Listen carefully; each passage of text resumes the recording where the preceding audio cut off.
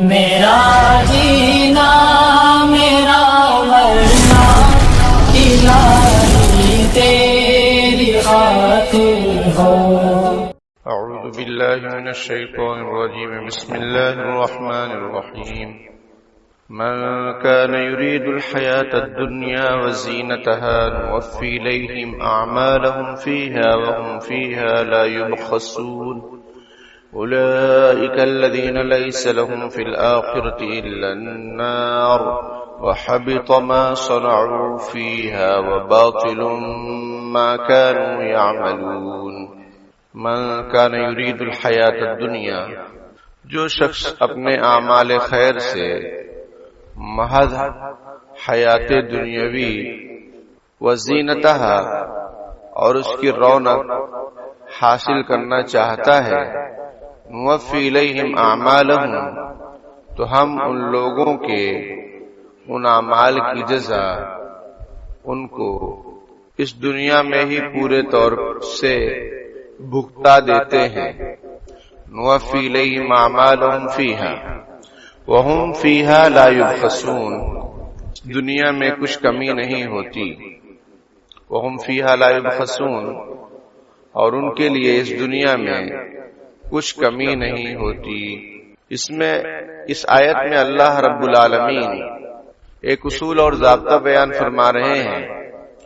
وہ اصول اور ضابطہ یہ ہے کہ جو شخص اپنی نیکی اور بھلائی کے ذریعے سے دنیا کی زندگی اور اس کی رونق چاہتا ہے، اللہ تعالیٰ فرماتے ہیں ہم اس کو اس کے اعمال کا پورا بدلہ دنیا میں دے دیتے ہیں، اور آخرت میں اس کو کچھ بھی نہیں ملے گا۔ یہ آیت اور آنے والی آیت کے بارے میں مفسرین میں دو رائے ہیں۔ بعض حضرات یہ کہتے ہیں کہ یہ والی آیت اور آنے والی آیت یہ دونوں کفار اور مشرکین کے بارے میں نازل ہوئی ہیں۔ آگے والی آیت کا ترجمہ دیکھ لیجئے تو سمجھ میں بات آئے گی۔ اولئک الذین لیس لہم فی الآخرۃ الا النار، یہ ایسے لوگ ہیں کہ ان کے لیے آخرت میں بجز جہنم کے کچھ اور نہیں۔ وحبط ما صنعوا فیہا وباطل ما كانوا يعملون، اور انہوں نے اس دنیا میں جو کچھ کیا تھا ناکارہ ثابت ہوگا، اور واقع میں تو جو کچھ کر رہے ہیں وہ اب بھی بے اثر ہے۔ وباطل ما كانوا يعملون، جو کچھ کر رہے ہیں وہ بھی سب بیکار۔ یہ آیت اور یہ دونوں آیتوں کے بارے میں مفسرین کا یہ کہنا ہے کہ یہ کفار اور مشرکین کے بارے میں نازل ہوئی ہیں۔ اس کا مطلب یہ ہے کہ ہم یہ دیکھتے ہیں کہ بہت سارے غیر مسلم بہت بڑی نیکی کا کام کرتے رہتے ہیں، ان کی بڑی انکم چیریٹی میں جاتی ہے۔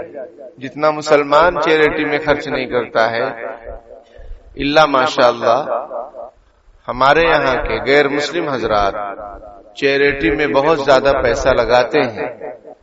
اسی لیے آپ دیکھیں گے کہ کچھ برادریاں ایسی ہیں جیسے سکھ وغیرہ، ان کا کوئی آدمی آپ کو بھیک مانگتا ہوا نظر نہیں آئے گا۔ سکھ ہیں، بورے ہیں، بوری لوگ سمجھتے ہیں وہ ایک ہی ان کا ایک ڈریس ہوتا ہے، ایک خاص پیلی قسم کی ٹوپی ہوتی ہے، آپ کو دیکھیں گے، آپ کے سامنے سے گزریں گے، آپ کو سلام بھی نہیں کریں گے۔ ہے مسلمان، داڑھی وڑی سب ہے، نماز بھی پڑھتے ہیں، لیکن ان کو بوری کہا جاتا ہے، بورے لوگ۔ سمجھ میں آئی بات؟ یہ بھی شیعت کی ایک قسم ہے، شیعت کی ایک قسم ہے، اس لیے وہ آپ کو بالکل بھاؤ دیتے نہیں ہیں۔ یعنی ہے کہ وہ آپ کے سامنے سے گزریں گے، آپ سلام کریں گے تو بھی دیکھیں گے نہیں، اور آپ کو تو سلام وہ کرنے والے ہیں نہیں، آپ سے بات بھی نہیں کریں گے۔ تو یہ اپنی قوم میں بہت مضبوط ہوتے ہیں۔ ان کی قوم کے جو سرمایہ دار ہیں وہ اپنے لوگوں پر پیسہ خرچ کرتے ہیں، اور نیکی کا کام بہت سارے لوگ کرتے ہیں، غیر مسلم حضرات بھی۔ تو اس آیت کا مطلب یہ ہے کہ جو کچھ وہ کرتے ہیں نیکی کا کام، اللہ تعالیٰ فرماتے ہیں کہ ان کا مقصد چونکہ آخرت ہے نہیں، دنیا ہے، شہرت ہے، عزت ہے، عیش و عشرت ہے اور نیک نامی ہے، تو اللہ تعالیٰ فرماتے ہیں نوفی الیہم اعمالہم فیہا کہ دنیا میں ہم ان کے اعمال کا پورا پورا بدلہ دیتے ہیں، کیونکہ اللہ ظالم نہیں ہے اور اللہ عادل ہے، یعنی انصاف پسند ہے۔ کوئی نیکی کا کام کرے اور اس کا نیک نام نہ ہو، ایسا نہیں ہوتا ہے، اس کا نام ہوگا، لیکن چونکہ وہ دنیا کا طالب ہے اس لیے دنیا میں مل جائے گا سب کچھ، بڑے بڑے ہولڈرز لگیں گے اس کے لیے کہ فلاں صاحب فلاں صاحب۔ سمجھ میں آئی بات؟ تو عزت وہ چاہتا ہے آدمی، اللہ تعالیٰ فرماتے ہیں ہم اس کو عزت دے دیتے ہیں، لیکن آخرت میں ہم فیہا لا یبخسون، اور ان کے لیے آخرت میں کچھ بھی نہیں ملے گا، کچھ بھی نہیں۔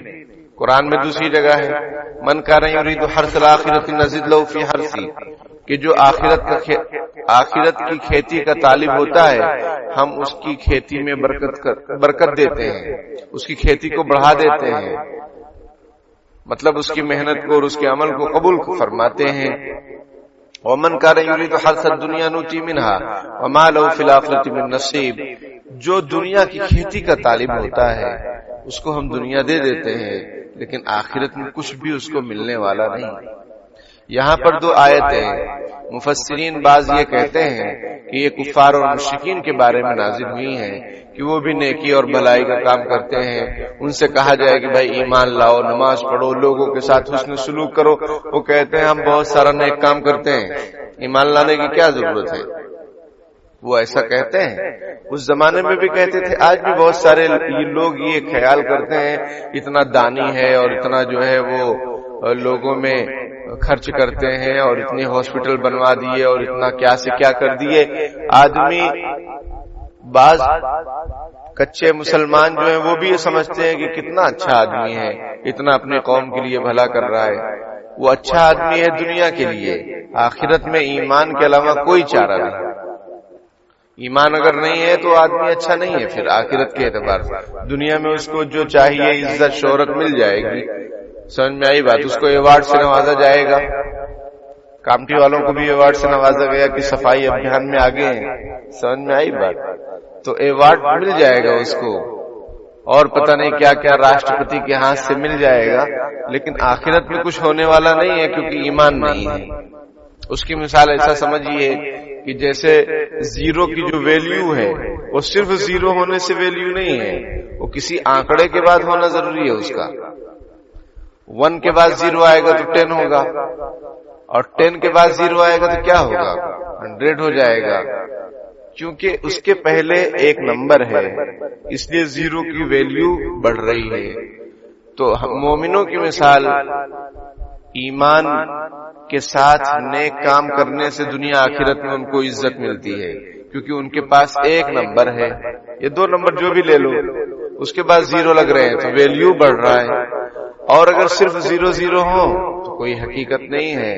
یہ مثال غیر مسلموں کی ہے جن کے پاس ایمان نہیں ہے کہ آخرت میں سارا معاملہ 0 ہو جائے گا۔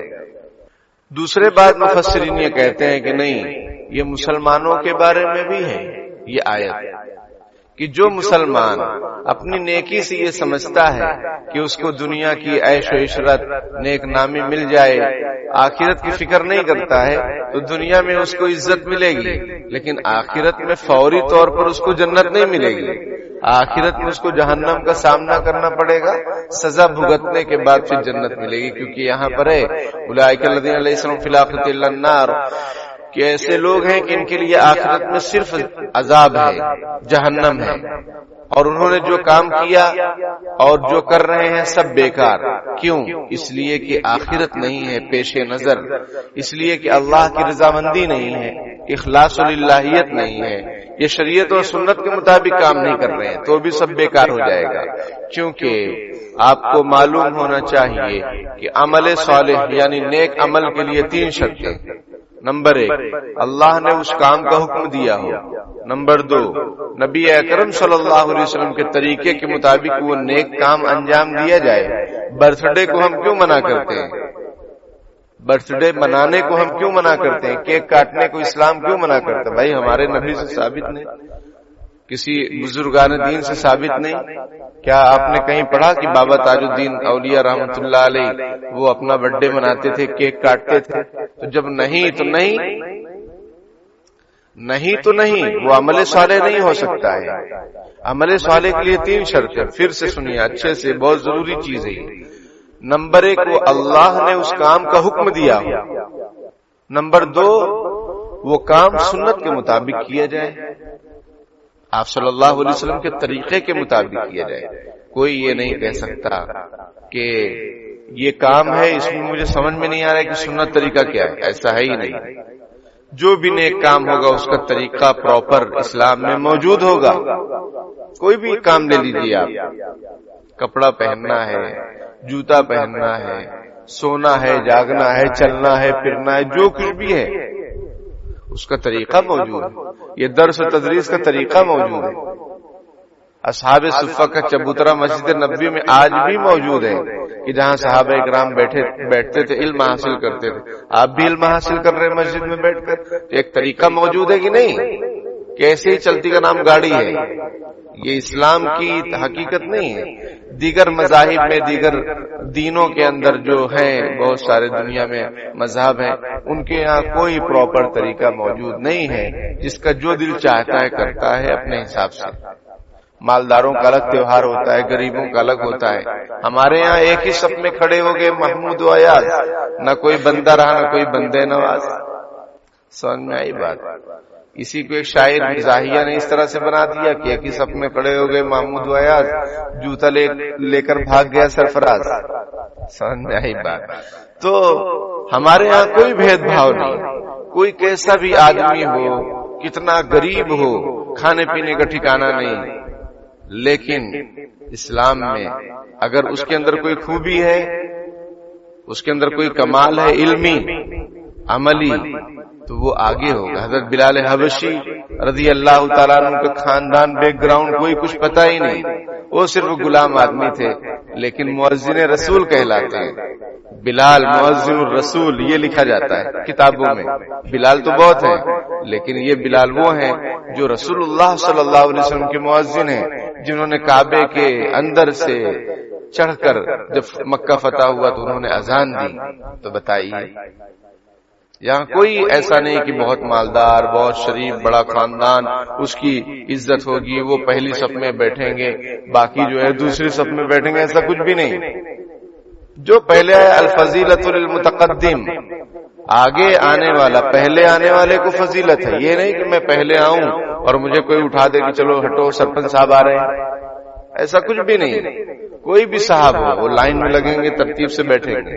ہاں, کوئی بزرگ دین, کوئی علماء عالم, کوئی اللہ والے اگر ہماری مسجد میں آ رہے ہیں, کوئی آگے صف میں بیٹھا ہوا شخص ان کو جگہ دے دے کہ حضرت آپ آگے آ جائیں, تو یہ ایک احترام کی بات ہے.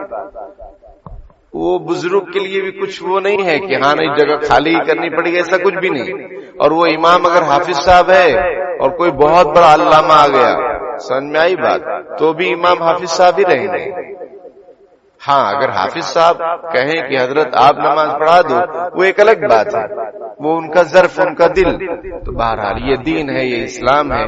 تو بعض مفسرین یہ فرماتے ہیں کہ بہت سارے لوگ نیکی کا کام کرتے ہیں. تو میں یہ کہہ رہا تھا کہ عمل صالح کی 3 شرطیں. نمبر 1 اللہ کا حکم ہو, نمبر 2 وہ رسول اللہ کے طریقے کے مطابق ہو, اور نمبر 3 اللہ کے لیے کیا جائے, اخلاص. یعنی جو عمل کر رہے ہیں اللہ کے لیے. درس قرآن بہت بڑی بات ہے, نماز پڑھنا بہت بڑی عبادت ہے. نماز تو دین کا ستون ہے, اللہ کا حکم ہے, رسول اللہ کا طریقہ ہے. لیکن اگر نیت میں فتور ہے, گجراتی میں کہاوت ہے, نیت میں خطرہ تو جھولی میں پتھرا. یعنی نیت کے اندر اگر خطرہ ہے تو جھولی جو ہے اس کے اندر پتھر آ جائیں گے پھر, یا جو کچھ ہے وہ پتھر بن جائے گا. تو نماز بہت بڑی عبادت, لیکن ریاکاری آ گئی. آدمی لمبی لمبی نمازیں پڑھ رہا ہے, لمبے لمبے سجدے کر رہا ہے تاکہ لوگ اس کو عابد اور زاہد سمجھیں. خوب رو رہا ہے لوگوں کے سامنے کہ بہت متقی پرہیزگار سمجھا جائے, اور ظالم بنا ہوا ہے گھر میں اور پڑوس میں اور محلے میں. تو پھر ایسی نماز کس کام کی؟ سمجھ میں آئی بات؟ وہ پھر اللہ کے یہاں قابل قبول نہیں ہے. اس لیے یہاں پر کہا جا رہا ہے، کیا کہا جا رہا ہے؟ جو شخص دنیا کی زندگی کا طالب ہو اور اس کی رونق چمک دھمک کا طلبگار ہو، اللہ فرماتے ہیں ہم اس کو سب دے دیں گے، دنیا میں پورا کا پورا لوٹا دیں گے، لیکن آخرت میں اس کو کچھ نہیں ملے گا. آخرت میں کیا ملے گا؟ اس کو آگ ملے گی، جہنم ملے گی، اور اس کا جو بھی عمل ہے وہ سب باطل ہو جائے گا. ایک حدیث شریف سنیے، حضرت ابو ہریرہ رضی اللہ تعالیٰ عنہ ایک حدیث شریف بیان فرماتے تو بے ہوش ہو جاتے، رونے لگتے، اور فرماتے کہ یہ آیت جو ہے اسی کی ترجمانی ہے. وہ حدیث کیا ہے؟ حدیث یہ ہے کہ 3 لوگوں کو قیامت میں سب سے پہلے بلایا جائے گا. ایک مالدار کو بلایا جائے گا، ایک مولانا صاحب کو بلایا جائے گا، اور ایک شہید کو بلایا جائے گا. شہید سے پوچھا جائے گا کہ ہم نے تم کو زندگی دی، تم نے کیا کیا؟ تم کو ہم نے ہمت اور طاقت اور بہادری دی، تم نے کیا کیا؟ وہ کہے گا اللہ میں نے آپ کے راستے میں اپنی جان دے دی. اللہ تعالیٰ فرمائیں گے تم نے اس لیے جان دی تاکہ تم کو لوگ بہادر کہیں، تو دنیا میں بہادر کہا جا چکا، تم کو آخرت میں کچھ بھی نہیں ملے گا، اس کو جہنم میں ڈالو. حکم ہوگا اس کو جہنم میں گھسیٹ کر ڈالو. پھر وہ مالدار سے پوچھا جائے گا کہ بھائی تم کو ہم نے مال دیا، تم نے کیا کیا؟ وہ کہے گا دن رات میں خرچ کرتا رہا، جو بھی آتا رہا اس کو دیتا رہا. اللہ تعالیٰ فرمائیں گے تم نے اس لیے کیا تاکہ تم کو لوگ مالدار کہیں، غنی کہیں، صاحب ثروت کہیں، سخی کہیں، تو وہ دنیا میں کہا جا چکا، اب آخرت میں کچھ نہیں ملے گا. اولئک الذین لیس لہم فی الآخرۃ الا النار، یہ ایسے لوگ ہیں کہ ان کے لیے آخرت میں بجز دوزخ کے کچھ بھی نہیں، صرف آگ. حکم ہوگا ان کو گھسیٹو اور جہنم میں ڈالو. تیسرے مولوی صاحب، قاری صاحب، مولانا صاحب، مفتی صاحب، ان کو پوچھا جائے گا تم نے کیا کیا؟ ہم نے تم کو علم دیا. وہ کہے گا دن رات میں لوگوں کو مسئلے بتاتے رہا، لوگوں کے سامنے درس قرآن کرتا رہا، بیان کرتا رہا ہر وقت. اللہ تعالیٰ فرمائیں گے تم نے اس لیے کیا تاکہ لوگ تم کو علامہ کہیں، بہت بڑا مولانا صاحب کہیں، بہت بڑا مفتی صاحب کہیں. یہ تمہاری نیت تھی، تم کو کہا جا چکا دنیا میں، لوگ بہت کہتے تھے، اب یہاں آخرت میں کچھ بھی نہیں ہے، ان کو جہنم میں ڈالو. حضرت ابو ہریرہ رضی اللہ تعالیٰ عنہ جب اس روایت کو بیان فرماتے تو بے ہوش ہو جاتے تھے، رونے لگتے تھے، اور فرماتے کہ یہ آیت جو قرآن کی من کان یرید الحیات الدنیا وزینتہا، اسی کی تفسیر ہے یہ حدیث شریف. یہ قرآن کہہ رہا ہے اور وہ حدیث شریف کہہ رہی ہے، یعنی رسول اللہ صلی اللہ علیہ وسلم فرما رہے ہیں. اس لیے میرے بھائیو، جو کوئی عمل کرو اللہ کے لیے کرو، اور دیکھو کہ اللہ کا حکم ہے کہ نہیں. آج کل تو کیا ہے، کوئی بھی جو ہے کام دین کا کام بنا ڈالتے ہیں، اس کو دیکھو کہ اللہ رسول نے وہ تعلیم دی ہے نہیں. اب علی ڈے آ گیا ہے، کچھ زمانے کے بعد ابو بکر ڈے آئے گا، کچھ زمانے کے بعد جو ہے بس صرف ڈے ہی ڈے آتے رہیں گے، اور کھاؤ پیو مست رہو. سمجھ میں آئی بات؟ کتنے بڑے بڑے کیک بن رہے ہیں، کتنے کلو کے کیک، 100 کلو کا کیک. یہ سب کیا ہے؟ یہ دین ہے. اللہ نے حکم دیا، رسول اللہ نے کیا، اور وہ جو تم کر رہے ہو کس لیے کر رہے ہو؟ مان لو بہت کوئی اخلاص کے ساتھ کوئی عمل کرے بھی، بہت اخلاص کے ساتھ کیک بنوائے، لیکن کیا اللہ نے وہ حکم دیا ہے؟ کیا رسول اللہ نے کیا ہے؟ جب نہیں ہے تو اس میں شرکت بھی جائز نہیں. ایسا نہیں کہ وہ فلانے کر رہے تھے، ہم کو تو دعوت ملی تھی، ہم تو دعوت میں گئے تھے. دعوت قبول کرنا سنت ہے، صرف یہی سنت یاد ہے، دعوت قبول کرنا سنت. ارے بھائی دیکھو کام جائز بھی ہے نہیں، غلط کام میں شریک ہونا بھی غلط ہے. تو اس کا خیال رکھنا چاہیے کہ ہم کیا عمل کر رہے ہیں، کس لیے کر رہے ہیں، ورنہ پھر سب بیکار ہو جائے گا. جب تلیں گے عمل سب کے میزان پر، تب تلے گا کہ کھوٹا کھرا کون ہے. ہمیں تو دنیا میں یہ دیکھنا ہے کہ بھئی اللہ کا حکم ہے کہ نہیں، رسول اللہ کا طریقہ ہے کہ نہیں ہے، تو پھر اللہ کے لیے وہ کام کو انجام دو، نہیں ہے تو اس سے بچو. اور جو عمل کرے اللہ کے لیے کرے، اللہ کی رضا کے لیے کرے. میں نے کچھ دن پہلے بھی بتلایا تھا درس میں ہی کہ شیخ الاسلام والمسلمین حضرت مولانا مفتی محمد تقی عثمانی دامت برکاتہ فرماتے ہیں کہ صبح میں فجر کی نماز کے بعد یہ دعا کیا کرو کہ اے اللہ، دن میں جو کوئی بھی کام میں کروں آپ کے لیے کروں، آپ کی رضا کے لیے کروں، آپ کی خوشی کے لیے کروں. جو بھی کام ہو دین کا دنیا کا جو بھی، تو اس سے کیا ہوگا، آدمی کے اندر اخلاص پیدا ہوگا. جب بھی وہ عمل کرے گا تو اس کو وہ دعا یاد آئے گی، اور اس نے دعا مانگ لیا نا اللہ تعالیٰ سے، اللہ اس کو توفیق دیں گے. تو اس طریقے سے اخلاص کی دولت ملتی ہے. اور جو مخلصین ہیں، تمنا درد دل کی ہو تو کر خدمت فقیروں کی، نہیں ملتا یہ گوہر بادشاہوں کے خزینوں میں. درد دل یعنی وہ دل جو اللہ کو پسند ہے، وہ دل جس میں امت کا درد ہو، وہ دل جس میں اخلاص ہو. اگر اس کی تمنا ہے تو جو اہل دل ہیں، جو اللہ والے ہیں، ان کی سنگت اور صحبت میں رہو گے تو جیسی سنگت ویسی رنگت، تو پھر وہ اپنے اندر بھی وہ اثرات، وہ جذبات پیدا ہوتے ہیں. اور اگر بہت مالدار، ریاکار اور کوئی جو ہے سیلیبریٹی اور کوئی نیتا اس کے ساتھ رہو گے تو آپ بھی سفید کپڑے میں آ جاؤ گے، پھر دھیرے دھیرے وائٹ کلر میں آ جاؤ گے، وائٹ چپل میں آ جاؤ گے اور پوسٹر میں آ جاؤ گے کہ میری طرف سے بھی مبارکباد. اور سمجھ میں آئی بات؟ کچھ نہیں تو دوسرے کو وش ہی کرتے رہو گے کہ فلانے کا جنم دن ہے تو میری طرف سے ان کو.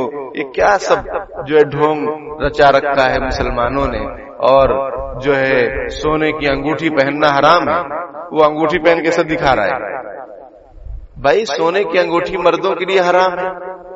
یہ ہم اپنی نسل کو، اپنی اولاد کو کہاں لے جا رہے ہیں؟ پوسٹر پہ. اس سے کیا ہوگا؟ اللہ پاک کہنے سننے سے زیادہ عمل کی توفیق دے. آمین. ہر عمل اللہ کے لیے کریں گے تو دنیا آخرت میں کامیابی، اور اگر اخلاص نہیں ہوگا تو یہ دیکھو آیت بہت خطرناک ہے. اللہ تعالی ہم سب کی حفاظت فرمائے. آمین. وآخر دعوانا الحمدللہ.